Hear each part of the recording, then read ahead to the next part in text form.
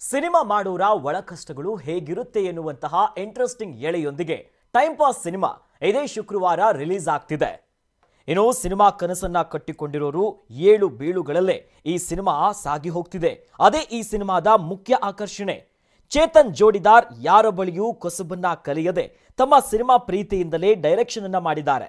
ಚಿತ್ರಕ್ಕೆ ಕೃಷ್ಣಮೂರ್ತಿ, ಕಿರಣ್ ಕುಮಾರ್ ಮತ್ತು ಗುಂಡೂರ್ ಶೇಖರ್ ಚಿತ್ರಕ್ಕೆ ಬಂಡವಾಳವನ್ನ ಹೂಡಿದ್ದು ಸಿನಿಮಾ ಪಕ್ಕಾ ಡಾರ್ಕ್ ಹ್ಯೂಮರ್ ಇಂದ ವೈಬ್ ಅನ್ನ ನೋಡಬಹುದು.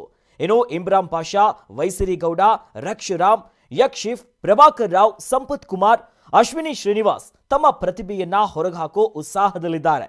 ಹೊಸ ಟ್ಯಾಲೆಂಟ್ಗಳಿಗಾಗಿ ಜಾಗ ಕೊಡಿ ಎನ್ನುವಂತ ಕೂಗು ಚಿತ್ರ ಮಂದಿರಗಳಲ್ಲಿ ಯಾವ ರೂಪವನ್ನ ಪಡೆದುಕೊಳ್ಳುತ್ತೆ ಅನ್ನೋ ಕ್ಯೂರಿಯಾಸಿಟಿ ಜೋರಾಗಿದೆ.